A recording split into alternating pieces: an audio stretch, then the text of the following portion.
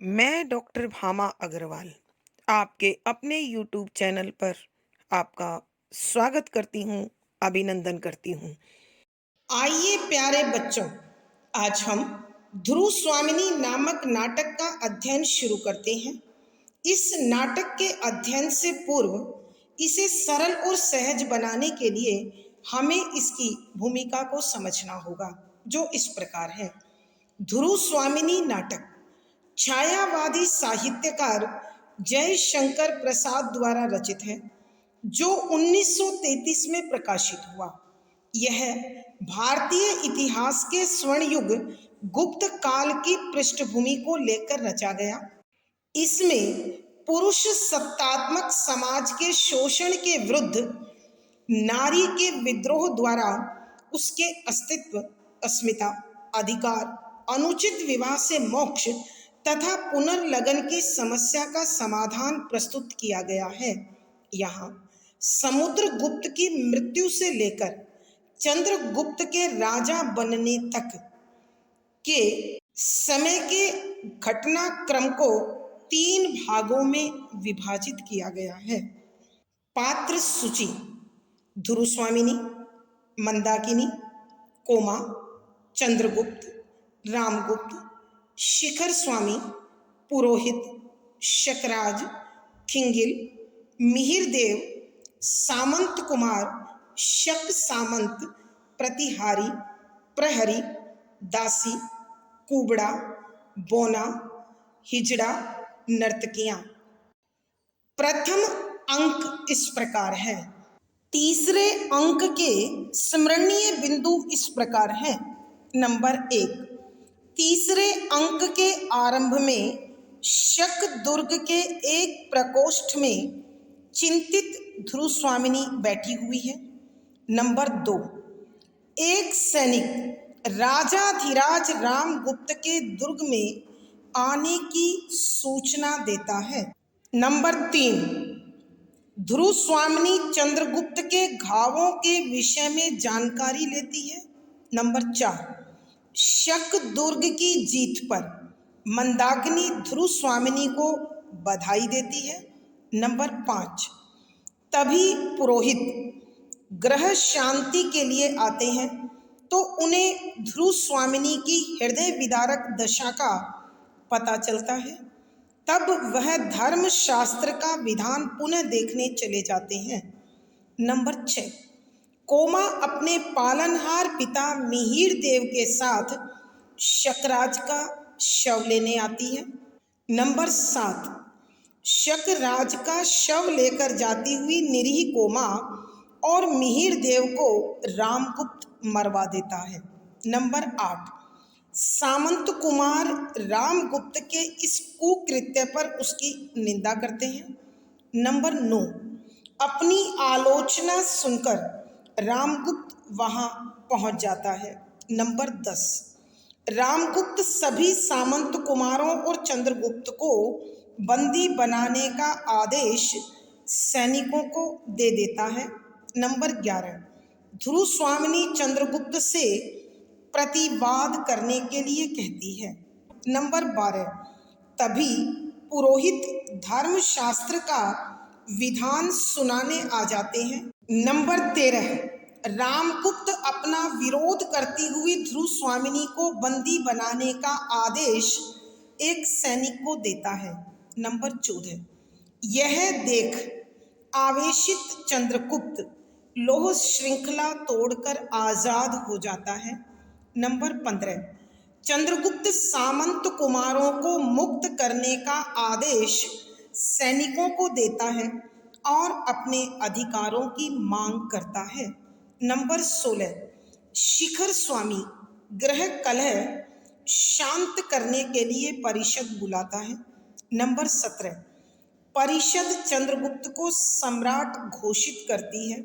Number 18, पुरोहित धर्मशास्त्र का विधान सुनाते हुए ध्रुव स्वामिनी को रामगुप्त से मोक्ष की आज्ञा देते हैं। नंबर 19, परिषद और शिखर स्वामी को अपना विरोधी देखकर रामगुप्त चंद्रगुप्त के वध का प्रयास करता है। नंबर 20, एक सामंत कुमार रामगुप्त के इस अनुचित प्रयास के कारण उसका वध कर देता है।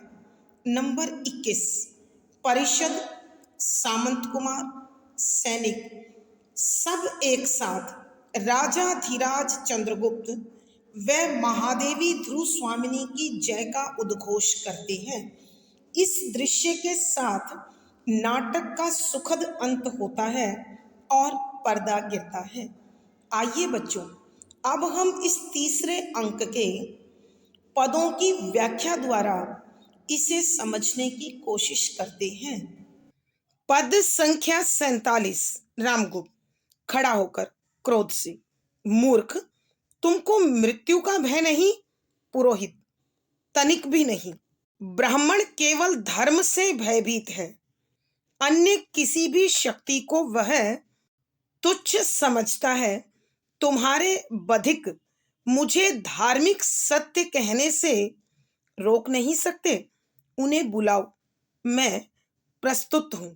मंदाकिनी, धन्य हो ब्रह्मदेव।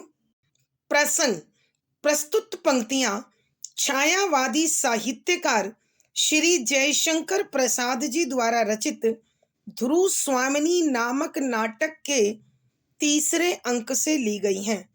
संदर्भ, यहाँ नाटककार श्री जयशंकर प्रसाद जी ने गुप्तकालीन ऐतिहासिक पृष्ठभूमि में कल्पना मिश्रित एक ऐसा ताना बाना तैयार किया है जिसके अंतर्गत पुरुष सत्तात्मक समाज में नारी शोषण के विरुद्ध आवाज उठाकर नारी अस्तित्व, अस्मिता, अधिकार व पुनर्लगन की समस्या का समाधान प्रस्तुत किया गया है। यहाँ उस घटना का वर्णन है। गुप्तकालीन गृह कलह को शांत करने के लिए परिषद बैठी हुई है और वहीं पुरोहित भी मौजूद है। वह रामगुप्त की दुष्चरित्रताओं के कारण ध्रुव स्वामिनी से उसका अधिकार समाप्त कर देते हैं, जिससे क्रोधित होकर रामगुप्त उन्हें डांटते हुए कहता है कि व्याख्या, शब्दों के अर्थ आवश्यकता के अनुसार। यहाँ जब रामगुप्त यह सुनता है कि अब उसका ध्रुव स्वामिनी पर कोई अधिकार नहीं है, तो वह राज पुरोहित को डांटने के लिए खड़ा होता है और क्रोध से उसे कहता है कि तुम मूर्ख ब्राह्मण हो, तुम्हें राजा के गुस्से से डर नहीं लगता कि वह तुम्हें मृत्युदंड दे देगा?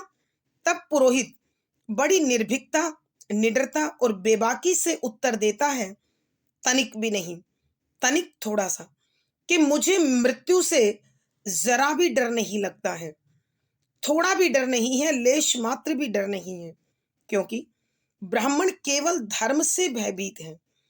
कि ब्राह्मण धर्म से डरता है, वह अधर्म का मार्ग नहीं अपना सकता। जो कार्य धर्म के अनुसार उचित नहीं है, वह उसके पक्ष में कभी मत नहीं रख सकता, क्योंकि धर्म स्थायी है, जीवन अस्थायी है, नश्वर है। केवल धर्म शाश्वत और सनातन है, जबकि मानव देह नश्वर है, इसे एक दिन नष्ट होना ही है। अन्य किसी भी शक्ति को वह तुच्छ समझता है। कि अपने विषय में, ब्राह्मण समुदाय के विषय में, ज्ञानी विद्वान मनीषी के विषय में वो कहता है कि ब्राह्मण केवल धर्म को छोड़कर अन्य सारी ताकत उसके समक्ष छोटी होती हैं, गौण होती हैं, तुच्छ होती हैं। तुच्छ, गौण, छोटी, क्षुद्र। अर्थात वह कहता है कि ब्राह्मण के लिए केवल धर्म को छोड़कर अन्य सभी शक्तियां वह नगण्य समझता है, गौण समझता है, क्षुद्र समझता है, तुच्छ समझता है। वह केवल धर्म की रक्षा के लिए जीवन जीता है। बधिक, बहेलिए अथवा शिकारी मुझे धार्मिक सत्य कहने से रोक नहीं सकते। कि तुम्हारे जो ये सैनिक तुम्हारे कहे अनुसार शिकारी बन जाते हैं, बहेलिए बन जाते हैं, उनका डर भी मुझे धार्मिक सच बोलने से नहीं रोक पाएगा। अर्थात बेशक मुझे मृत्यु दंड पर झूलना पड़े, लेकिन मैं सत्य कहने से पीछे नहीं हटूंगा। अब तुम चाहो तो उन्हें बुला सकते हो।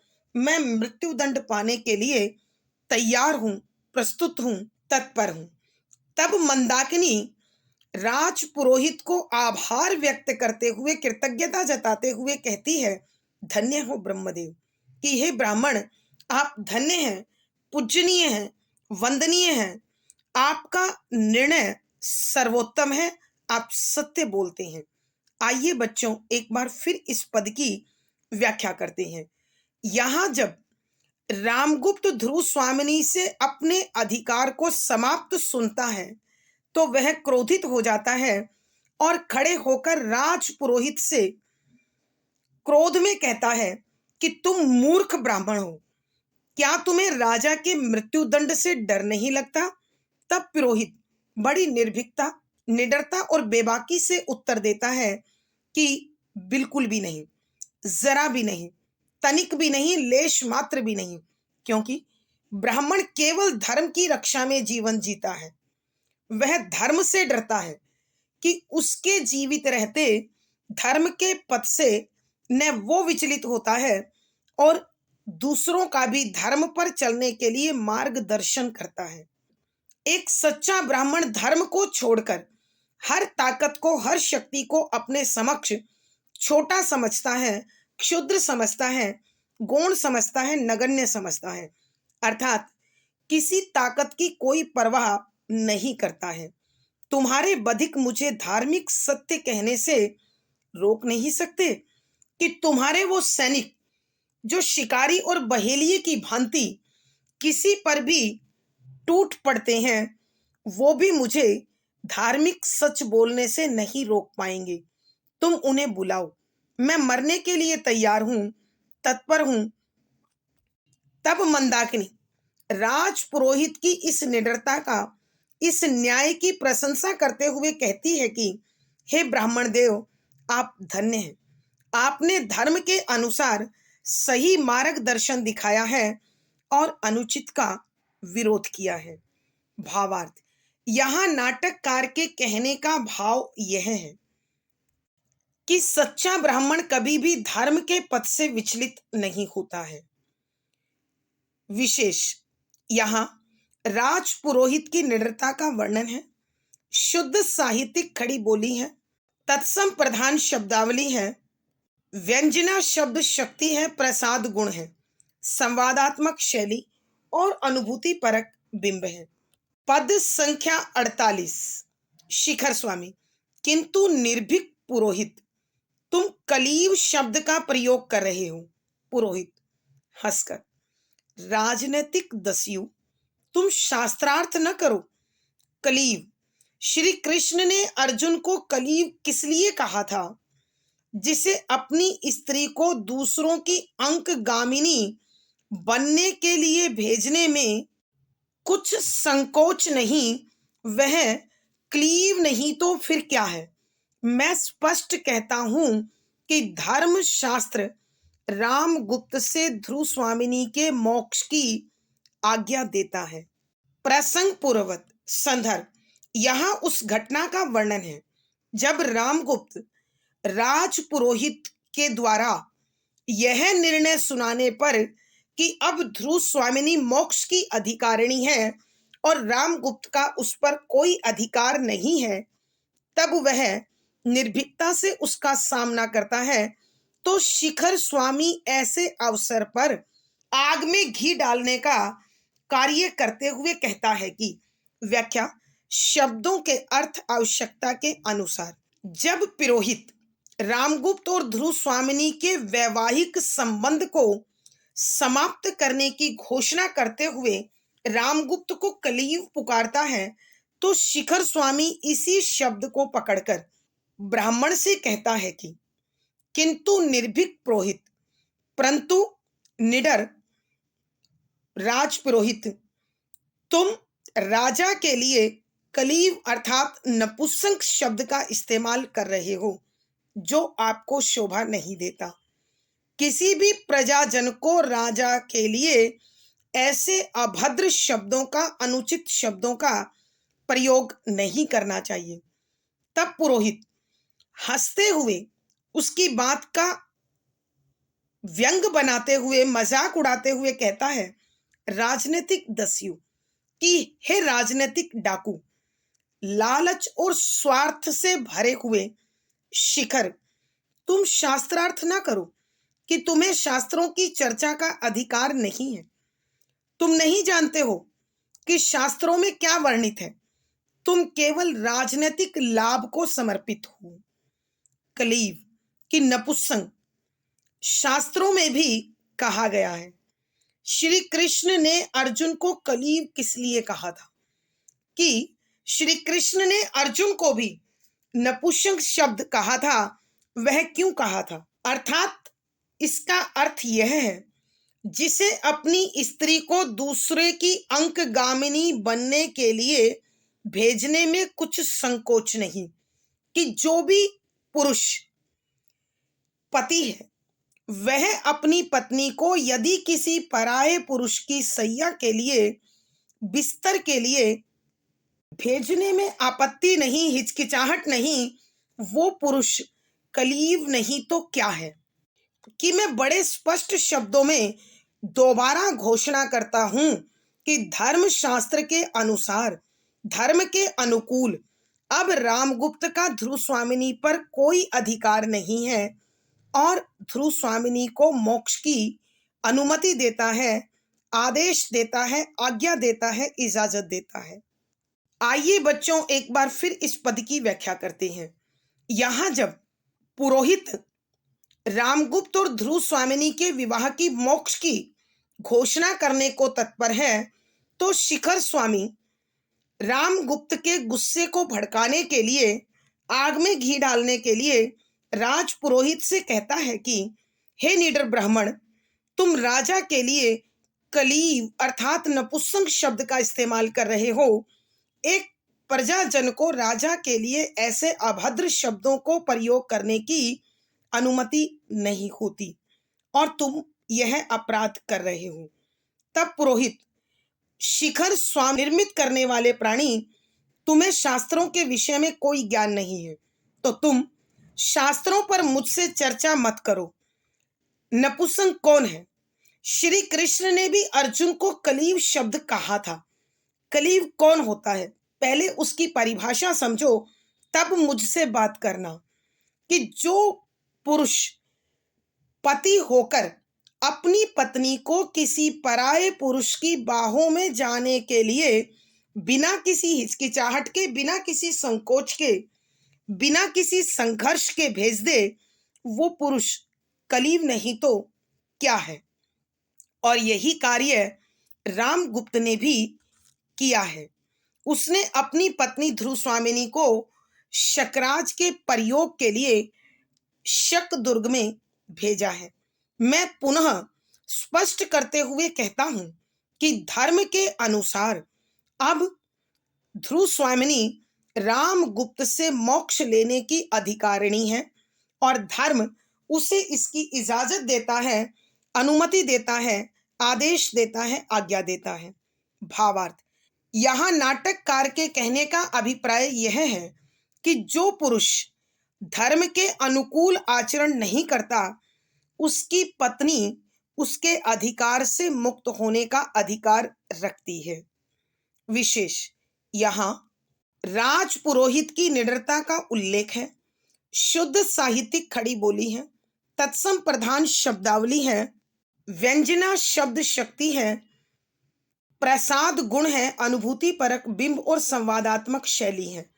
पद संख्या 49, परिषद, अनार्य, पतित और कलीव रामगुप्त, गुप्त साम्राज्य के पवित्र राज सिंहासन पर बैठने का अधिकारी नहीं। रामगुप्त सशंक और भयभीत सा इधर उधर देखकर, तुम सब पाखंडी हो, विद्रोही हो। मैं अपने न्यायपूर्ण अधिकार को तुम्हारे जैसे कुत्तों के भौंकने पर न छोड़ दूंगा। शिखर स्वामी, किंतु परिषद का विचार तो मानना ही होगा। प्रसंग पूर्वक संदर्भ यहाँ उस घटना का वर्णन है जब राज पुरोहित रामगुप्त से ध्रुव स्वामिनी के अधिकार को छीन लेता है। तब परिषद भी रामगुप्त को निर्णय सुनाते हुए कहती है कि व्याख्या शब्दों के अर्थ आवश्यकता के अनुसार। परिषद अनार्य पतित कलीव रामगुप्त, अनार्य जो आर्य कहलाने का अधिकारी नहीं है, अर्थात जिसमें श्रेष्ठ गुण और संस्कार नहीं है। पतित गिरा हुआ, कलीव नपुंसक, पवित्र शुद्ध, राज सिंहासन राजगद्दी, अधिकारी हकदार। कि तब रामगुप्त को परिषद अपना निर्णय सुनाते हुए कहती है कि रामगुप्त तुम संस्कार विहीन हो, नीच आचरण वाले हो और नपुंसक की भांति रत हो। अतः गुप्त साम्राज्य का यह पवित्र सिंहासन, यह पवित्र राजगद्दी अब तुम्हें नहीं दी जा सकती। तुम इस पर बैठने के हकदार नहीं हो, तुम्हें इसके गौरव की रक्षा करना नहीं आता है। तब रामगुप्त संदेह से भरकर डरा हुआ इधर उधर देखता हुआ कहता है, तुम सब पाखंडी हो कि तुम सबके सब ढोंग कर रहे हो, और विद्रोही हो कि तुम राज विद्रोह कर रहे हो। मैं अपने न्यायपूर्ण अधिकार को तुम्हारे जैसे कुत्तों के भौंकने पर न छोड़ दूंगा कि मैं इस राज सिंहासन पर न्याय के साथ बैठा हूं, क्योंकि आर्य समुद्रगुप्त के वंश का नियम है कि बड़ा पुत्र ही उत्तराधिकारी होता है। ये मेरा हक है और तुम जैसे लोगों का निर्णय मेरी दृष्टि में कुत्तों के भौंकने के बराबर तुच्छ है, गौण है, बेकार है। मैं अपनी गद्दी नहीं छोड़ूंगा, अपनी सत्ता, अपनी प्रभुता का त्याग नहीं करूंगा। तब शिखर स्वामी रामगुप्त को समझाते हुए कहते हैं, किंतु परिषद का विचार तो मानना ही होगा कि महाराज, परिषद जो निर्णय करती है हमें उनके मत का मान रखना चाहिए, उसे स्वीकार करना चाहिए। आइए बच्चों, एक बार फिर इस पद की व्याख्या करते हैं। यहाँ जब राज पुरोहित ध्रुव स्वामिनी को रामगुप्त के अधिकार से मुक्त कर देते हैं, तब परिषद भी अपना निर्णय सुनाते हुए रामगुप्त से कहती है कि रामगुप्त, तुम संस्कारों से रहित हो, आचरण से गिरे हुए हो और व्यवहार से नपुंसक हो। गुप्त साम्राज्य का यह पावन राज सिंहासन इतना अधिक पवित्र है कि तुम उसके गौरव का मान रखने में समर्थ नहीं हो। अतः अब तुम इस राजगद्दी पर बैठने का अधिकार नहीं रखते हो। तब रामगुप्त संदेह से भरकर डरा हुआ इधर उधर देखता है और फिर क्रोध से भरकर कहता है कि तुम सबके सब पाखंडी हो, आडंबर कर रहे हो, ढोंग कर रहे हो और तुम राजद्रोह कर रहे हो, राज सत्ता से विद्रोह कर रहे हो। मैं अपने इस राज सिंहासन पर न्याय के साथ बैठा हुआ हूं, अर्थात आर्य समुद्रगुप्त के परिवार में बड़ा पुत्र ही उत्तराधिकारी होता है और मैं गुप्त कुल का अब सबसे बड़ा पुत्र होने के नाते इस गद्दी का अधिकारी हूं। मेरी दृष्टि में तुम्हारा निर्णय कुत्तों के भौंकने के बराबर है। इसे मैं स्वीकार नहीं करता, इसे नहीं मानूंगा और न ही राजगद्दी से अपना अधिकार छोड़ूंगा। तब शिखर स्वामी कहते हैं, परंतु परिषद का निर्णय तो सभी को मानना चाहिए कि परिषद के मत का आप सम्मान कीजिए और राजगद्दी, प्रभुता, राजसत्ता का त्याग कर दीजिए। भावार्थ, नाटककार के कहने का भाव यह है कि रामगुप्त इतना अधिक लालची और स्वार्थी है कि वह परिषद के निर्णय को भी स्वीकार करने को तैयार नहीं। विशेष यहाँ रामगुप्त की दुष्टता का उल्लेख है। शुद्ध साहित्यिक खड़ी बोली है, तत्सम प्रधान शब्दावली है, व्यंजना शब्द शक्ति प्रसाद गुण है, अनुभूति परक बिंब और संवादात्मक शैली है। पद संख्या 50। रामगुप्त रोने के स्वर में, शिखर, तुम भी ऐसा कहते हो? नहीं, मैं नहीं मानूंगा। ध्रुव स्वामिनी, राम, तुम अभी इस दुर्ग से बाहर जाओ। रामगुप्त, ए, यह परिवर्तन? तो मैं सचमुच कलीफ हूं क्या? रामगुप्त को चंद्रगुप्त के पीछे जाकर कटार निकालते देखकर लोग चिल्ला उठते हैं। जब तक चंद्रगुप्त घूमता है तब तक एक सामंत रामगुप्त पर प्रहार करके चंद्रगुप्त की रक्षा कर लेता है। रामगुप्त गिर पड़ता है। सामंत कुमार, राजाधिराज चंद्रगुप्त की जय। परिषद, महादेवी ध्रुव स्वामिनी की जय। पटाक्षेप, प्रसंग पूर्वक संदर्भ, यहाँ उस घटना का वर्णन है जब ब्राह्मण ध्रुव स्वामिनी से और परिषद राज्य अधिकार से रामगुप्त को त्यागने का आदेश देते हैं। तब रामगुप्त डरकर रोने लगता है और रोते हुए शिखर स्वामी से कहता है, तुम भी ऐसा कहते हो? कि शिखर, तुम तो मेरे साथी हो, क्या तुम भी अब परिषद और ब्राह्मण की भाषा बोलोगे? लेकिन मैं इन दोनों के निर्णय को स्वीकार नहीं करूंगा।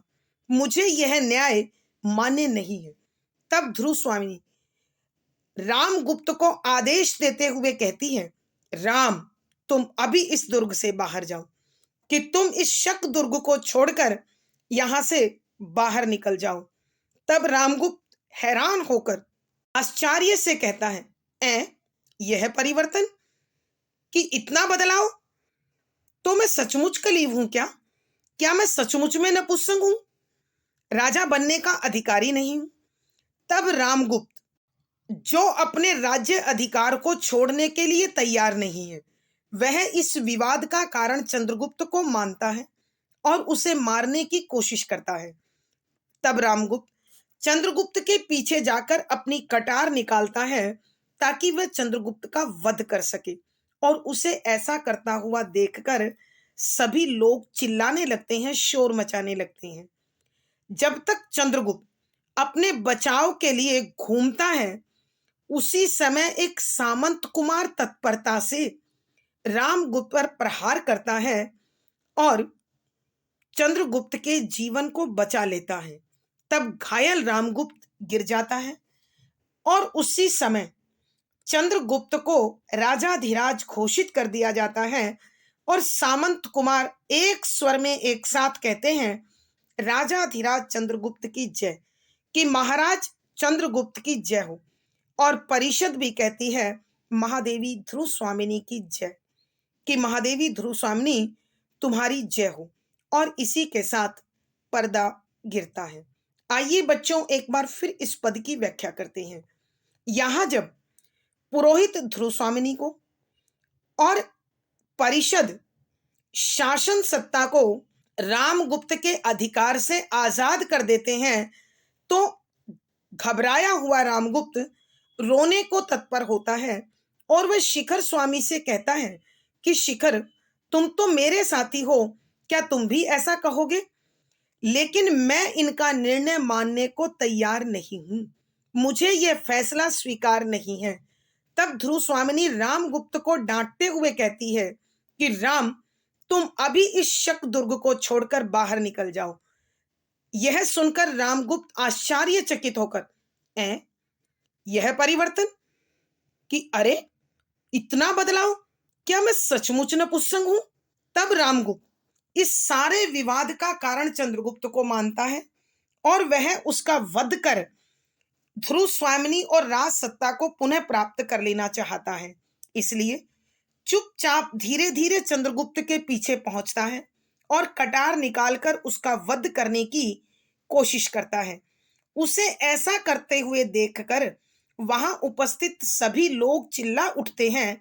जब तक चंद्रगुप्त अपने बचाव के लिए घूमता है, तब तक एक सामंत कुमार अपनी तलवार से रामगुप्त पर प्रहार कर देता है और चंद्रगुप्त के जीवन की रक्षा कर लेता है।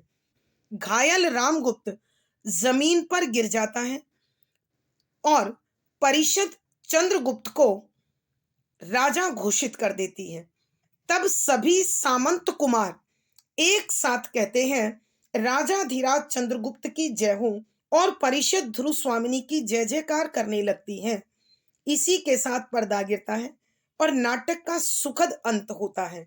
भावार्थ: नाटककार के कहने का भाव यह है कि आखिरकार गुप्तकालीन गृह कलह शांत हुआ और चंद्रगुप्त को राजगद्दी व ध्रुव स्वामिनी के सभी अधिकार सौंप दिए गए और पुनः गुप्तकुल एक सशक्त शक्ति के हाथ में आकर सुरक्षित हो गया।